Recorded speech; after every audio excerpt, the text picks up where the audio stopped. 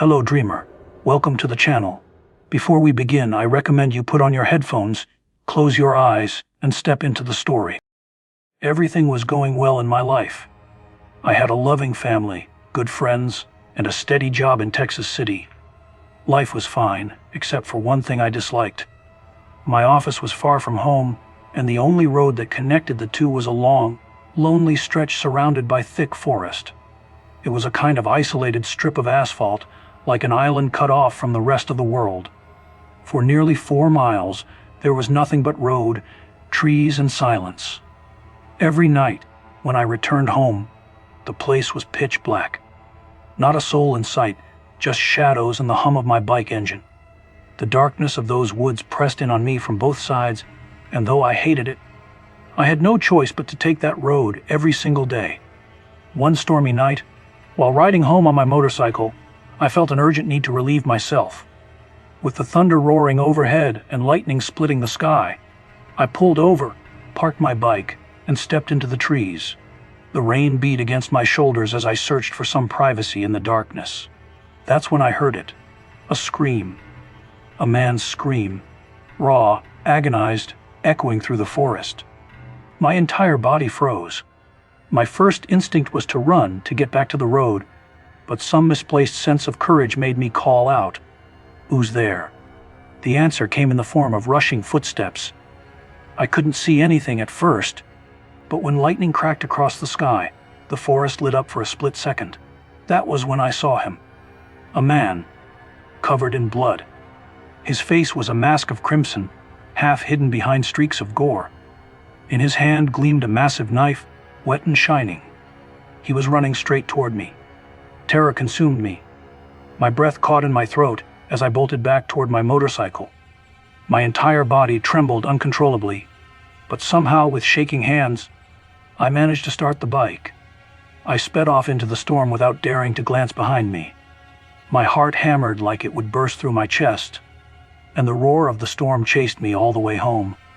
When I finally stumbled into my house, drenched and gasping, my wife was horrified at my state. She kept asking me what happened, but I couldn't form the words. I was trembling, speechless, every muscle in my body locked in terror. That night, I didn't eat. I went straight to bed, unable to turn off the lights, too afraid of the darkness pressing at the windows. Somehow the night dragged itself to an end. The next day, I burned with fever. The cold rain had gotten into my bones, and the shock of what I had seen kept replaying in my mind. I stayed home for 2 days, haunted by the memory, until my health improved enough for me to think clearly. On the 3rd day, I resolved to go to the police and report everything, but fate didn't allow it. My boss called, furious that I had missed work for 2 days. I tried to explain, but he didn't want to hear it. All he demanded was that I come to the office immediately. Against every instinct, I had no choice but to obey. This time I didn't take my bike. I drove my car, locking the doors and rolling up the windows tightly.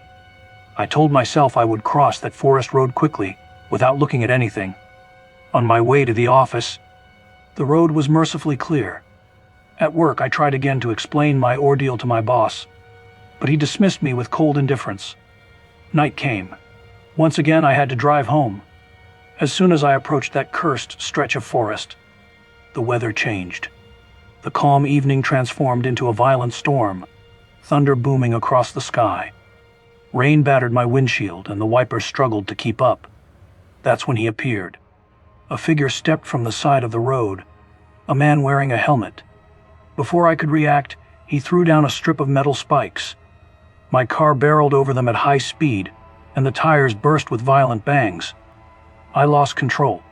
The vehicle skidded wildly, veering off the slick road, crashing deep into the woods. With a bone-shaking impact, I slammed against a tree. Smoke poured from the hood, glass shattered, and pain shot through my body.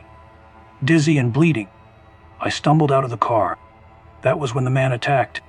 He came at me with the same huge knife I had seen that night in the forest. Instinct surged through me, and adrenaline pulled me back to life. I fought him desperately in the mud and rain, both of us slipping, both of us bleeding. His blade tore into my arm and leg, and I screamed in agony. Somehow, with a surge of strength, I managed to knock the knife from his hand. We both scrambled for it. I reached it first, clutching the handle not to kill, but to defend myself. Still, he lunged again. Another lightning strike split the night, and in that flash of white light, I couldn't see his face, but I am sure that he saw mine. And suddenly he froze. God knows why, but he froze. But before I could question his hesitation, before I could demand to know why he had stopped, my blade, in the chaos, slid across his throat. His eyes widened. Blood gushed like a fountain, spraying across my chest and face. He collapsed in my arms, choking on his own lifeblood, trying to speak, but failing. I dropped him in horror, trembling, drenched in gore. He tried to speak, a gurgling sound escaping his lips, but no words came. Behind me, a voice called out, "Who's there?" I straightened, knife slick with blood in my grip. A man stood against the dim highway glow, staring at me. It was too dark to see his face clearly. Another lightning strike. The knife in my hand gleamed, reflecting the terrifying scene. He was staring at me, staring at the knife in my hand, at the blood covering me. He panicked and ran. My heart plummeted. What if he told the police what he had seen? I would be doomed.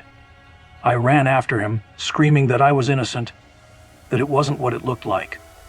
But he mounted his bike and sped off into the night, leaving me standing there in despair. Shaking, I stumbled back to the body. He was undeniably dead. My first thought was to remove his helmet to see his face, but I couldn't muster the courage. Yet, I couldn't leave him there. Someone would find him, and I would surely go to jail. I dragged the man by his leg, pulling him deeper into the forest, and began to bury him. I buried the large knife with him, then stripped off my blood-soaked clothes and buried them too, desperate to erase any trace of my presence. Naked, I made my way back to my car. Miraculously, it started. I drove away, the weight of my actions crushing me. I didn't go home that night. I stole some clothes from a nearby house, then parked my car in a secluded spot, hoping to remain hidden.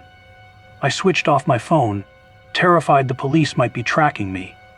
Another sleepless night. My mind a whirlwind of what had happened and what horrors awaited me.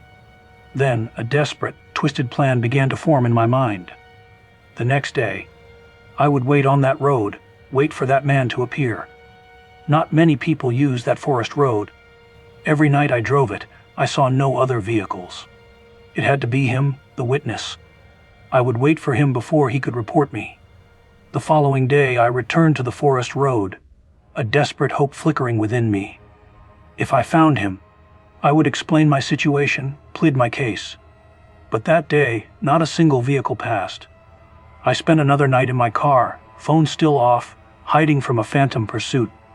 The next day I returned again, this time armed with a hockey bat, just in case things went wrong. Still, no one appeared on that desolate road. I returned to my car, the paranoia growing. I spent yet another day roaming, hiding, convinced the police were closing in. That evening, as I prepared to wait for the stranger on the forest road, a chilling thought struck me. Even if I found him, why would he believe me? A new, darker plan solidified in my mind. This time, I wouldn't explain. I would threaten him. I would make it clear that if he breathed a word about that night, I would kill him too. I went to a pawn shop, searching for something to use as a threat and something to conceal my identity. My eyes fell upon a large knife, eerily similar to the one I had seen and used those past 2 nights. The sight of it still terrified me, and I knew it would be perfect for instilling fear. I also managed to acquire a helmet to hide my face and some spikes to stop his vehicle. Once again, night fell.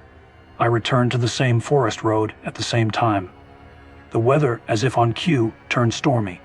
I hid the knife in a bag and waited. An hour passed. Not a single vehicle.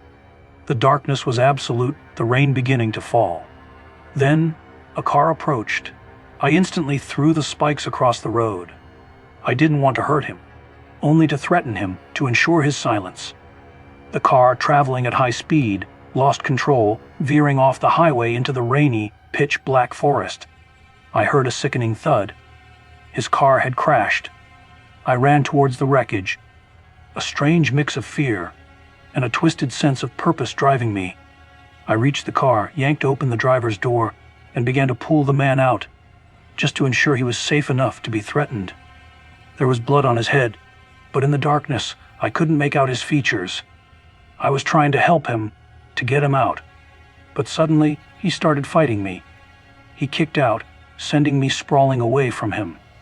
The large knife, which I had hidden in my bag for intimidation, tumbled out. I tried to keep it away, to prevent anyone from getting hurt, but he kept fighting, desperate. The knife was thrown from my hand. He lunged for it. I knew that if he got his hands on that knife, he would surely kill me, believing me to be a murderer. Even if he didn't kill me, he could threaten me, take me to jail. So I lunged too, a desperate scramble for the weapon. We fought, a chaotic, desperate struggle in the mud and rain. I was trying not to hurt him, trying not to get hurt myself. Then, a blinding flash of lightning, I saw his face, the man, it was me. I was fighting myself. I froze, my mind reeling. In that split second, the knife plunged into my throat. Blood gushed, hot and metallic, down my chest. Pain excruciating and all-consuming ripped through me.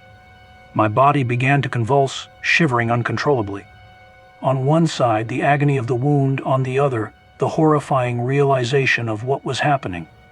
In a blink, a single agonizing second, I understood everything. That night, when I stopped to urinate, the person I saw, the one with the knife, that was me. The person who attacked me when I was in my car, returning home, that was also me. The person I accidentally murdered, that was me. And the person I was fighting right now, the one above me, that was me too.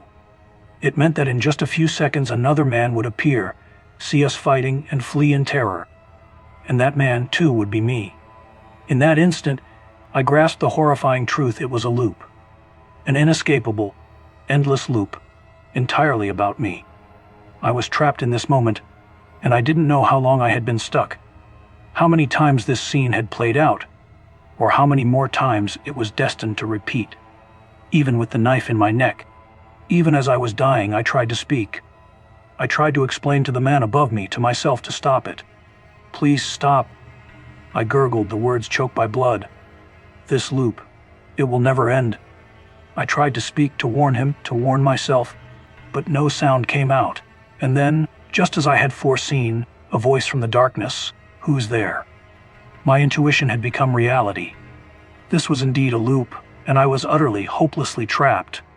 I tried again to explain, to beg him to stop, because I knew what the man above me was about to do. I knew what I was about to do. He would now pursue the man who had witnessed the murder, and the loop would continue forever. I tried to explain, but not a single word escaped my lips. In that moment, all I wanted, even in death, was for him to see my face. I just wanted that man, myself, to open my helmet and look at my face, to understand what was happening, so that this horrifying loop could finally be broken.